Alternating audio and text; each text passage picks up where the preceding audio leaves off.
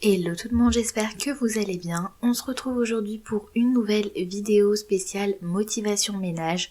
Je vous embarque donc dans ma cuisine pour un gros ménage que j'ai réparti en plusieurs jours. Donc si ça vous intéresse, je vous laisse regarder la suite de la vidéo. Je commence par le nettoyage de mes tiroirs et plus précisément le premier tiroir où se trouvent les couverts. Donc je vais venir enlever tous les couverts de leur emplacement en plastique et les disposer sur ma table de travail. Et une fois que c'est fait, je viens utiliser l'aspirateur et aspirer toutes les petites poussières qui peuvent s'y trouver ou alors les miettes qu'on peut retrouver également. Une fois que c'est fait, je viens passer un coup de chiffon avec du produit désinfectant, enfin dégraissant plutôt, et nettoyer le produit, enfin le compartiment en plastique.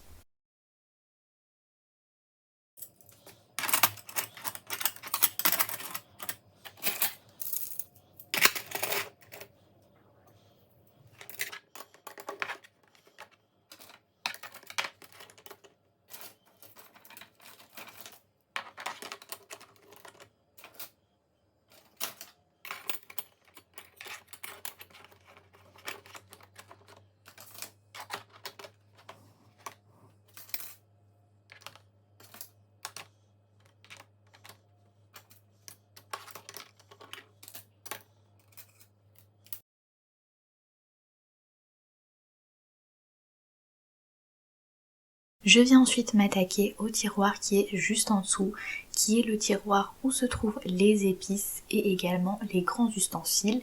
Et pour le coup, ce tiroir avait vraiment besoin d'être nettoyé parce que comme vous pouvez le voir, à force d'utiliser les épices, c'est vrai que ça finit par se salir assez rapidement. Donc je pense que faut l'entretenir vraiment régulièrement.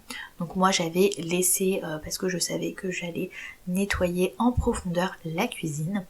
Donc ce que je vais venir faire, c'est pareil, débarrasser tout ce tiroir et là cette fois-ci je vais également enlever le plastique où j'ai mis les ustensiles, les grands ustensiles pour pouvoir nettoyer également le fond du tiroir. Je viens donc comme pour le précédent tiroir venir aspirer le tout à l'aide de mon aspirateur et ensuite je viens nettoyer avec du dégraissant. Une fois le fond du tiroir nettoyé ainsi que le plastique qui me sert pour ranger mes ustensiles, je viens tout remettre à l'intérieur. J'en profite également pour nettoyer mes pots à épices, les essuyer en extérieur pour qu'ils n'évitent de ressalir le tiroir et je replace tous mes pots un à un dans le tiroir.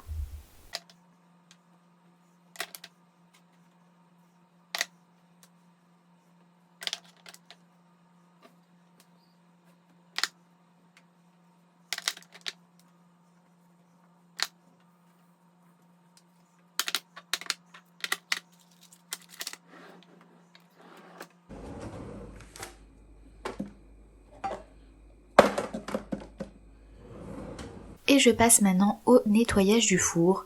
Donc pour commencer, je vais laisser, je vais recouvrir en fait ma plaque de cuisson avec du bicarbonate de soude et du vinaigre et je vais laisser ça reposer toute la nuit pour me faciliter le nettoyage le lendemain. Je fais exactement la même chose pour la grille de mon four. J'ai pas pu filmer cette étape mais je le recouvre en fait de film étirable pour que ça puisse vraiment bien macérer, on va dire, que la préparation puisse bien s'incorporer vraiment dans tous les recoins en fait de la grille. Et je viens donc nettoyer l'intérieur de mon four. Donc pour ça je vais essayer de former une petite pâte avec la même préparation, donc du vinaigre d'alcool ainsi que du bicarbonate de soude. Alors vous avez plein de produits pour nettoyer le four tels que des Capour ou d'autres produits en grande surface, mais honnêtement j'ai déjà utilisé, c'est très efficace, vraiment vous avez votre four comme neuf une fois que vous utilisez ces produits, mais je trouve personnellement que ça laisse une odeur de chimique dans le four et ça met du temps à partir. Personnellement, lorsque je l'avais utilisé il y a quelques années, je crois que ça a mis 4 jours avant de partir. Alors pour le coup c'est vrai, comme je vous ai dit, c'est super efficace parce que je me rappelle lorsque j'ai déménagé, j'avais retrouvé un four vraiment comme neuf. L'ancienne proprio nous avait dit qu'elle pensait même pas qu'on avait utilisé le four tellement il était propre. Mais voilà, perso là pour l'instant je trouve que ça ne vaut pas le coup, je préfère utiliser des produits naturels, quitte à mettre un peu plus d'huile de coude pour vraiment faire briller et retrouver on va dire l'état du four à l'initial. Donc une fois que j'ai fait cette petite préparation, je viens tout simplement la mettre sur les vitres de mon four, l'intérieur du four. Je laisse poser on va dire une bonne heure et ensuite je viens frotter à l'aide d'une éponge avec le côté vraiment qui frotte bien, on va dire, qui est un peu plus décapant. Et comme vous pouvez voir, le résultat est juste bluffant. La vitre est vraiment toute blanche, transparente je veux dire. On y voit à travers le résultat, comme je vous l'ai dit, et comme ce que je voulais en tout cas. Et je fais donc la même chose à l'intérieur du four. Pour le coup, l'intérieur n'était pas aussi sale que la vitre, donc c'est allé très vite. J'avais pas forcément besoin de beaucoup frotter, mais la préparation a quand même aidé à dégraisser le tout. Et ce que j'ai fait, c'est que j'ai également enlevé en fait les vitres de mon four. Vous avez plusieurs couches de vitres pour pouvoir les nettoyer une à une pour vraiment avoir un résultat net, étant donné que lorsque j'ai mis la préparation avec le bicarbonate de soude, il y a eu quand même quelques coulures d'eau qui se sont glissées entre les vitres. Donc j'ai fait ça pour justement avoir un résultat final sans trace. Le lendemain, une fois que ma préparation et mon mélange a bien reposé sur la plaque, je viens donc avec un tampon gris désincruster toutes les traces de brûlure qui peuvent rester sur cette plaque. Donc je frotte énergiquement pour pouvoir désincruster le tout. J'essaye vraiment de prendre un peu de préparation, c'est-à-dire du bicarbonate de soude pour refaire, on va dire, agir un peu le tout sur les tâches qui peuvent être tenaces, et je frotte jusqu'à désincruster le tout. Le même jour, je viens m'attaquer au micro-ondes et là pour le coup il y avait quand même pas mal de salissures.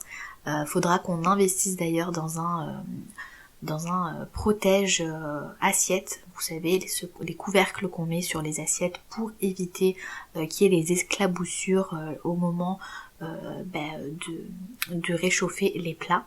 C'est vrai qu'on n'en a pas, et pour le coup ça veut dire qu'à chaque fois qu'on chauffe quelque chose qui est gras, ça en met de partout et il faut penser en fait à nettoyer à chaque fois. Donc là, ce que j'ai fait, c'est que j'ai pris un bol, j'ai mis du vinaigre, pareil, ce sera mon allié, le vinaigre. J'ai fait chauffer le bol avec le vinaigre pour que la vapeur puisse aller vraiment partout dans le micro-ondes et que je puisse facilement désincruster le tout. Et je me sers ensuite du vinaigre qui a été chauffé pour, dans un premier temps, vraiment enlever toutes les salissures qu'il peut y avoir, les traces de gras et tout ce qu'il peut y avoir, les miettes, tout ça. Je passe ensuite au nettoyage de la desserte qui me sert à ranger les fruits et certains des légumes. Et autant vous dire que le rangement a été délaissé, les étages ne correspondaient plus forcément à ce que j'avais fait au départ. En gros, fallait vraiment que je refasse le point et surtout que je nettoie cette desserte. Donc ce que j'ai fait, c'est que dans un premier temps, j'ai débarrassé tout ce qui s'y trouvait dedans. Je fais le point sur les fruits qui se sont abîmés, que je dois utiliser tout de suite ou alors que je dois jeter. Et ça vraiment, c'est ce que je vous conseille, c'est d'enlever les fruits de leur sac pour dans un premier temps éviter qu'ils ne s'abîment trop vite, mais surtout pour avoir un visu rapide de ceux qui commencent à s'abîmer pour éviter de gaspiller et de les jeter. Et une fois que j'ai tout débarrassé, je viens passer un petit coup d'aspirateur parce que les épluchures des oignons peuvent rester au niveau des grilles ou alors certaines miettes qui peuvent s'y loger. Et une fois l'aspirateur passé, je viens passer à l'étape du nettoyage avec un dégraissant pour enlever la poussière qui peut se trouver à l'extérieur de la desserte, mais également les petites salissures qui peuvent se trouver à l'intérieur. Et une fois tout nettoyé et essuyé, je viens mettre du papier aluminium pour protéger les grilles de la desserte. Ça permet de plus facilement entretenir si jamais il y a un légume. Enfin, ça m'est déjà arrivé qu'une pomme de terre s'est abîmée et du coup ça m'évite de devoir tout nettoyer. J'ai tout simplement enlevé le papier alu et j'ai remis un autre. J'en ai mis sur les 2 étages. Par contre, il y a un étage où j'en ai pas mis parce que malheureusement j'avais plus de papier alu. Donc j'ai rien mis pour l'instant, c'était pour l'étage où il y avait les oignons. Donc je l'ai laissé sur mon plan de travail, je crois qu'il me restait 3 oignons, je les ai laissés sur mon plan de travail jusqu'à racheter du papier alu aux prochaines courses pour pouvoir les ranger dans ma desserte. Je reviens placer mes fruits, donc je les mets au premier étage vu que c'est ce que je mange le plus régulièrement, donc c'est plus facile d'accès. Le deuxième, comme je vous l'ai dit, le deuxième étage c'est pour mes oignons que j'ai pas encore rangés. Et enfin, le tout dernier, ce sont les pommes de terre. Et voilà, j'obtiens donc une desserte toute propre et surtout rangée. Je viens nettoyer mon frigo et le congélateur. Je commence par le réfrigérateur, donc j'enlève tout ce qu'il y a à l'intérieur. Donc là c'était vraiment la fin des courses, donc il y avait presque plus rien, ce qui est beaucoup plus simple pour le nettoyage. Ça me permettra, une fois les courses faites, de les rentrer dans un frigo tout propre. Alors j'avais pas forcément le temps de retirer les étagères ainsi que le tiroir du frigo, donc j'ai fait directement avec celle-ci qui était dedans. Je viens donc passer un coup de chiffon avec du spray dégraissant et j'ai ensuite nettoyé le tout, enfin essuyé le tout avec un chiffon sec. Au niveau de mes bacs à légumes, c'est vraiment là où s'accumulent les petits déchets comme les petites feuilles des tomates par exemple. Je viens donc débarrasser les 2 petits bacs qui me servent à séparer le tiroir des fruits et légumes et je viens aspirer le fond du tiroir pour m'éviter d'enlever celui-ci. Une fois que c'est fait, je passe un coup de chiffon à l'intérieur et ensuite je lave les 2 petits bacs que j'ai enlevés, je les essuie et je les remets à l'intérieur. Et une fois propre, je peux y ranger mes légumes. Au niveau de la poubelle, je pense que c'est ce qui avait besoin le plus d'être nettoyé. Je pense que vous pouvez le voir au vu de son état. En général, je passe régulièrement un petit coup de chiffon dessus en surface, mais là, il y avait vraiment besoin de la nettoyer en profondeur. Je vais donc placer la poubelle dans ma baignoire pour me faciliter son nettoyage. J'applique mon dégraissant, donc le spray au savon noir que vous avez vu jusqu'à présent, et je laisse agir pendant 5 à 10 minutes. Je viens ensuite frotter à l'aide d'une brosse, et ensuite je rince le tout à l'aide du pommeau de douche. Alors j'ai pas filmé l'étape d'après, mais je viens également passer en fait un coup de spray avec de la javel dedans pour désinfecter le tout, et je fais exactement la même chose que pour le spray dégraissant, donc je frotte à l'aide d'une brosse et ensuite je rince le tout. Et autant vous dire que c'est vraiment très satisfaisant de nettoyer tout et d'avoir un résultat vraiment nickel. Je laisse ensuite sécher la poubelle dans la baignoire avant de la replacer dans la cuisine. Et bien entendu, je ne vous précise pas, mais il faudra bien nettoyer votre baignoire et désinfecter correctement avec de la javel. Pour mon congélateur, étant donné que j'avais quand même pas mal de choses dedans, je pouvais pas forcément le vider entièrement par peur que mes produits commencent à se décongeler. Surtout que là, il faudra vraiment que je retire les tiroirs pour bien les nettoyer. Donc ce que j'ai fait, c'est que j'ai déplacé ce qu'il y avait dans chaque tiroir dans les tiroirs qui étaient en dessous. Donc par exemple, le premier tiroir, je l'ai vidé, j'ai réparti dans les 2 autres tiroirs. Je l'ai retiré, je l'ai nettoyé et ensuite le tiroir du milieu, je les ai répartis dans les autres tiroirs, j'ai répété l'opération pour pouvoir tous les nettoyer un par un. J'en profite également pour faire le point de ce que j'ai dans mon congélateur, surtout qu'au moment où je vous tournais la vidéo, c'était à 1 mois avant le début du Ramadan, donc il me fallait vraiment faire de la place dans mon congélateur pour pouvoir faire mes préparations pour anticiper cette période. Je viens passer au tri de mes placards et autant vous dire que depuis la naissance de ma fille, je n'ai pas mis le nez vraiment dedans. Donc j'ai essayé de ranger en faisant un minimum, mais vraiment là j'avais besoin de faire le point sur ce que j'avais, sur chaque produit en fait que j'avais à l'intérieur de mes placards et surtout bien tout remettre à sa place. Donc c'est vrai qu'avec un bébé en bas âge, il faut vraiment trouver le temps de pouvoir faire un reset de sa maison pièce par pièce, et là il était vraiment temps que je le fasse parce que ça s'accumulait énormément et je pense que vous avez pu le voir dans la vidéo, il fallait un gros nettoyage et surtout un gros rangement. Donc je commence par le placard où se trouve tout ce qui est pâtes, semoule, riz. Donc je fais le point sur tout ce que j'ai, ce que je dois racheter, si je dois racheter certaines choses ou pas selon mon menu. Je fais également un point sur ce qui est périmé ou pas. Normalement je l'avais fait avant l'été, mais je recheck étant donné qu'on est rentré dans une nouvelle année. Et ça me permettra également en faisant ça de faire mon prochain menu en fonction de ce que j'ai dans mon placard. Je passe en même temps un petit coup sur chaque étagère pour remettre un coup de propre.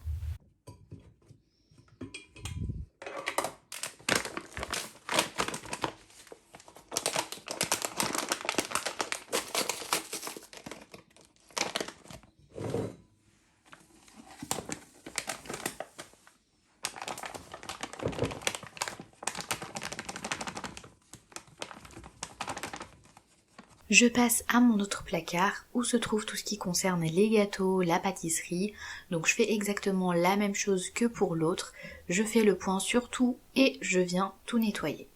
Ce sont vraiment les placards qui se désordonnent le plus rapidement, on va dire. Donc ils ont vraiment besoin de plus d'entretien. J'ai dans la cuisine une porte vitrée qui donne sur mon balcon et en général je nettoie régulièrement les vitres en été, mais là ça faisait un bout de temps que je l'avais pas fait, donc j'en ai profité pour nettoyer la vitre et j'en ai également profité pour nettoyer les rideaux pour avoir un rendu vraiment beaucoup plus propre.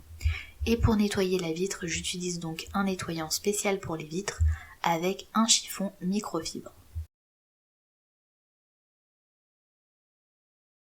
On passe à la machine à laver qui avait besoin d'un coup de propre, que ce soit à l'extérieur ou à l'intérieur.